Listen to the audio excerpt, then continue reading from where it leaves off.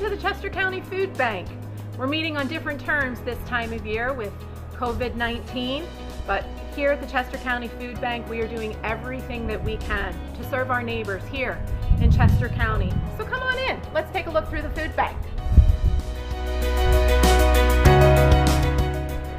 As I take you through the food bank today, you're going to notice I do not have a mask or gloves on because I'm chatting with you. Wendy, who's behind the camera, is taking all of the precautions. She is gloved, and we are a good 10 feet apart. But as we walk through, you will see folks doing the precautions that we need to do during this time of COVID-19. So let's head on over to the kitchen and see what they're doing in there.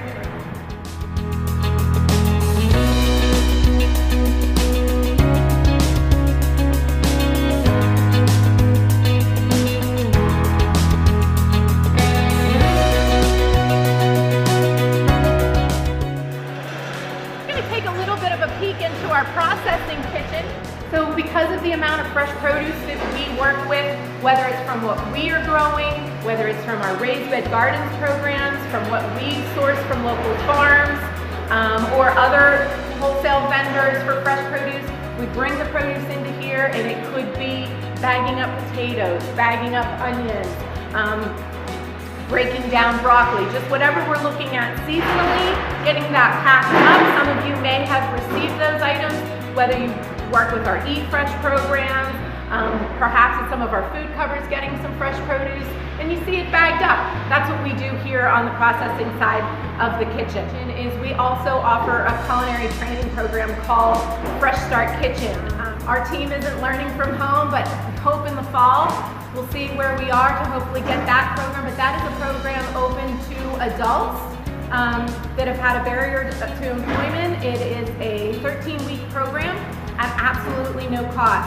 You can learn more about that program off of our website, chestercountyfoodbank.org. You'll see kind of the icons that show the different work that we do, our partner farms, our raised bed gardens. We service out to 120 community partners.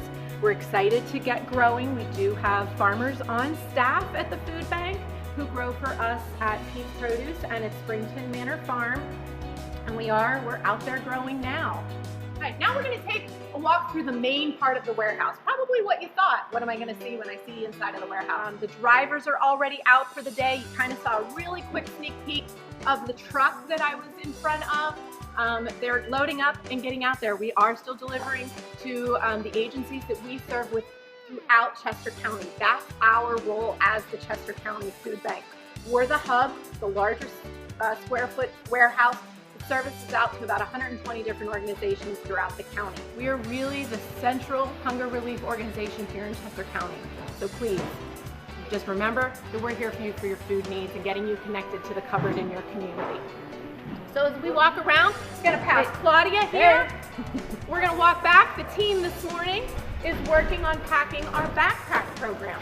Now this is a program that we always do. We have had it our entire existence, and the food bank is 10 years old. And so obviously school isn't in session right now, but this is great non-perishable food items.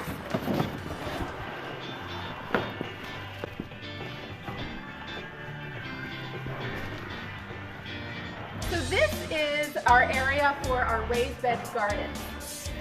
This is the storage area for the programming.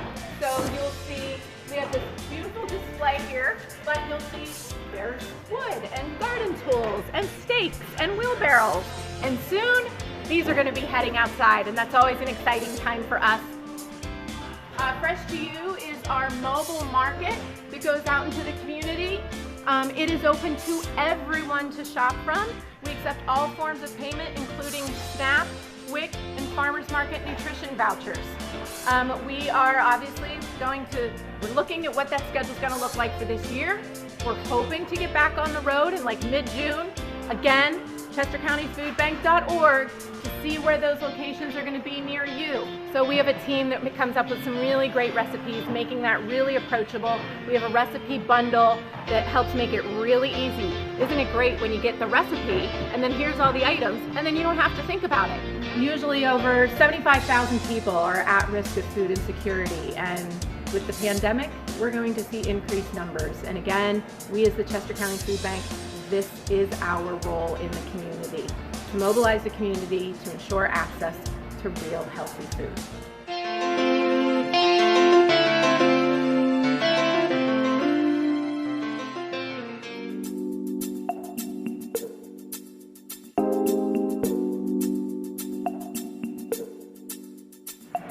Hello everyone, and welcome to the kitchen. Today we have some delicious recipes prepared for you, including a shepherd's pie with a vegetarian twist and a coleslaw prepared with cabbage and carrots. Before we do anything, we're going to do the most important part, and that is washing our hands. Here to help us is our friend Katie Hargraves. So when we're washing our hands, we want to ensure that we take at least 20 seconds for the process. During that process, we want to get each part of our hand. So we want to make sure that we get the palm as well as the back of our hand, underneath of our fingernails where things can get stuck, and then just a little bit up your arm as well, because when you're in the kitchen, sometimes things get messy. In order to know that you've washed your hands for the full 20 seconds, just try singing happy birthday. Oh wait, today's Hobart's birthday. He's one of my best pals. You'll meet him later. Let's try singing happy birthday to him now. Happy birthday to you. Happy birthday to you. Happy birthday, dear Hobart. Happy birthday to you. For today's recipes, we will be using green cabbage, carrots, some regular red potatoes, some sweet potatoes, and some onions. And for more information about our produce, we will take it to our produce manager, Katie Hargraves. Thanks, Sol. Hi there, I'm Katie, and I'm the produce manager here at the Chester County Food, and this is my pal Hobart. Today we're going to talk a little bit about the staple vegetables that we're encouraging at the food bank right now to ensure that you don't have to go to the grocery store as frequently. So, speaking of the grocery store, what's the first step you think we need to take when we bring our vegetables home? What's that, Hobart? Indeed, washing your produce is very important, especially in the current times. There's a lot of information out there about how to wash your produce, but the main thing is to make sure that you're doing it at all. So I would say that the best method is to just make sure that you're washing with water prior to use. You want to make sure that you turn every surface of the vegetable. And if you have a brush that you can scrub with, you can use that on hardy veggies as well. A fun activity that you can do with your kiddos at home is to go over the parts of the plant that you're working with in the kitchen. Certain plants have different edible parts. What we're working with today are a few root vegetables. So you can see here we have sweet potatoes and carrots. And frequently, folks also associate onions with being a root vegetable. But what's that? You're right, Hobart. It isn't actually a root vegetable. It's a swollen stem, which is the next part of the plant. You can find more information about this online if you're interested in learning more about the other vegetables. We also have potatoes here, which are indeed also a stem. And then we have a cabbage. So all the items that you see here today, they can last for up to 2 to 3 weeks if they're stored properly. So we're gonna actually post a link here that you can refer to that shows you the exact storage method for all of these items and more. Because a sweet potato has a much lower moisture content than many waxy potatoes do. So this will make it have a nice, even consistency if you're using it for a puree or a mash. So we have carrots here, but you can also use a turnip, a parsnip, or any root vegetable can be interchanged into most recipes that utilize a carrot. We also want to give a little love to our head cabbage that we have here today. So, as you can see, cabbage often grows with loose outer leaves. A lot of folks will discard these when they bring it home from the grocery store, but you can actually use them to make a number of recipes. You can use it actually just like a taco shell. Here at the food bank, we grow some Asian varieties of cabbage. And, oh, I'm sorry. That's right, Hobart. We also grow something called a cabbage apple, also known as kohlrabi. Kohlrabi can be used in any recipe in which you would use a head cabbage. Well, that's all Hobart and I have for you today. Let's go see what Wendy's up to outside. Hey everyone at home, my name is Wendy. I want to tell you about a fun activity that I used to do when I was a kid. It might help your kiddos with learning some basic measuring skills, as well as spend some time outside on these beautiful spring days. You'll need a pad of paper, a pen, a tape measure, or you can use a ruler. There's also a lot of handy apps that you can download directly onto your phone that also act as a measuring tool. What you're going to do is find a great spot on a lawn or in a park where kids can measure out a foot of space so that they can look at everything in that space of 1 square foot and see how many things they can spot and write down. I think I found a good spot here. Let's try it. Once you and your kids have marked off a 1 foot square space, it's time to go hunting to see what they might find. They will likely find grass and clover, and may also find dandelions, blue dayflowers, and insects such as ants and ladybugs.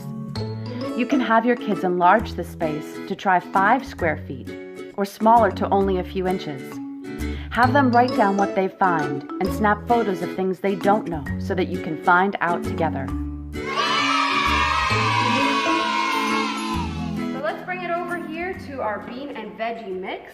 I love this mix because you can add it to almost anything and it will be delicious. So I'm gonna go ahead and I've already heated up my pan here. I'm gonna go ahead and add a little bit of olive oil. Make sure that spreads around. Let it heat up for a little bit. And I've already gone ahead, because this is a video and the magic of video, already prepped all of my veggies. So I have chopped my onions very thinly and I have shredded my carrots, which is a great job for a little kid to help out with. So if you have picky eaters at home that do not like onions, another option for this would be to put it in a blender or a food processor, and it kind of hides the texture of it, but you're still including the veggies in there. So I'm going to go ahead and add these to my heated pan.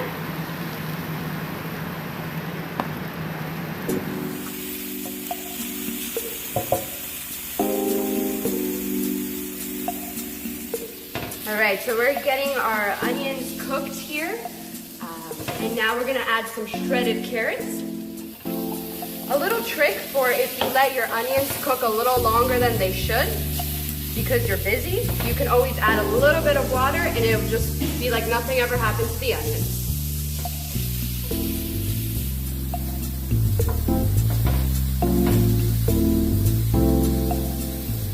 Alright, so now I'm just gonna go ahead and add some canned corn and some green beans. But feel free to add any canned veggies that you may have at home, or bonus points for adding fresh veggies.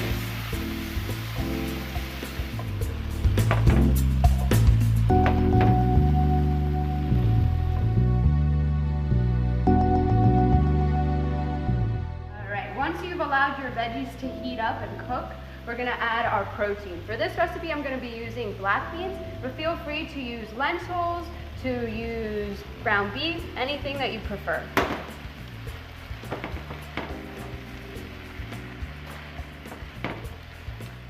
All right, so now in an oven-safe baking sheet, I'm going to go ahead and pour our mixture in. And like I mentioned earlier, you can use this mix to make anything, really. You can make vegetarian tacos, you can add it on top of rice and have yourself a delicious rice bowl, or any other grain for that matter. So I'm gonna go ahead and make sure that it is spread evenly. All right, so now we wanna go ahead and make our sweet potato mashed potato. So what I went ahead and did was peeled and chopped into cubes. They don't have to be perfect cubes. And then I set them in boiling water. I set the sweet potatoes in the boiling water first because they take about 5 minutes longer than regular potatoes. So after 5 minutes, I added in the regular potatoes, allowed that to boil until they were soft but firm. And then I drained them, put them back into the same pot added a little bit of milk, salt, and pepper, and then mashed them up. And now we're gonna go ahead and take our bean mixture and just go ahead and add it on top.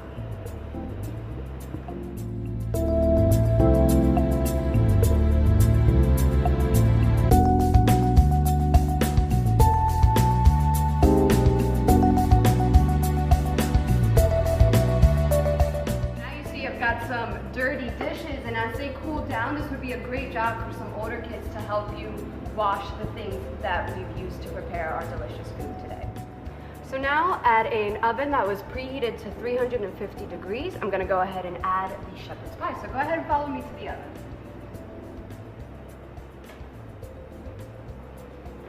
All right, this is just going to crisp it up a little bit. And then we'll check on it again in about 20 minutes. Before we start our next recipe, here's Katie with a fun activity you can do with your kids.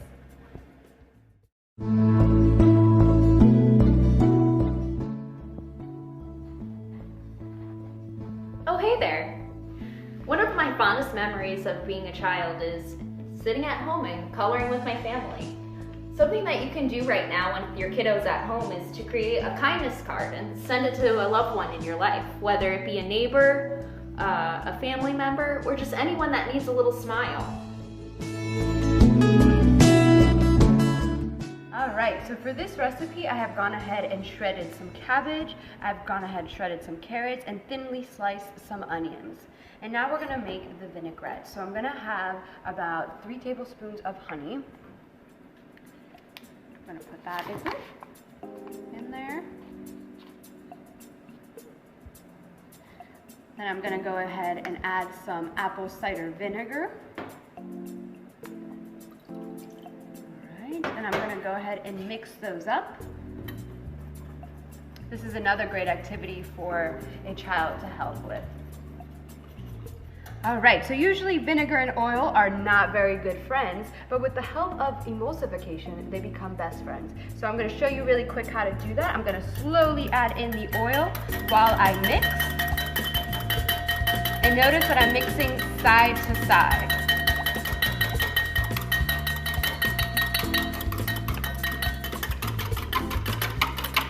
And there we go. The final thing to do is add a little bit of salt, and have fun with this. Sprinkle it on there. All right, I'm gonna combine my veggies and then drizzle the vinaigrette right on there. So as you may notice, I have gloves on because this is a meal that isn't going to be cooked, so I wanna be extra safe for the people that I am serving. All right, once that is all mixed up, you can go ahead and drizzle some of this vinaigrette on there.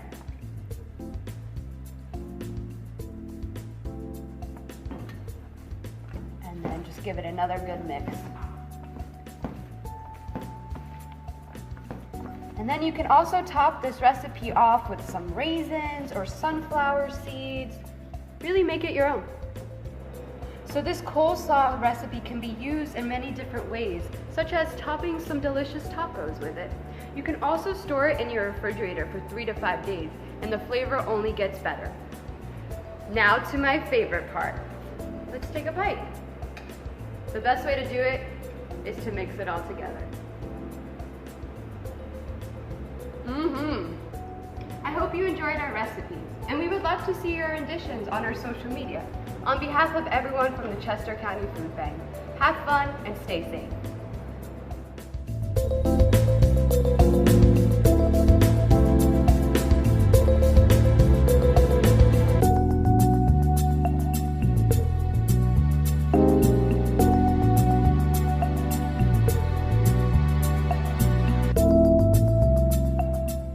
Everyone from the Chester County Food Bank, I don't know what to say. Okay, go ahead. Hope you enjoyed these recipes, and we would love to see your renditions on social media. And on behalf of everyone from the Chester County Food Bank, we can't see this part.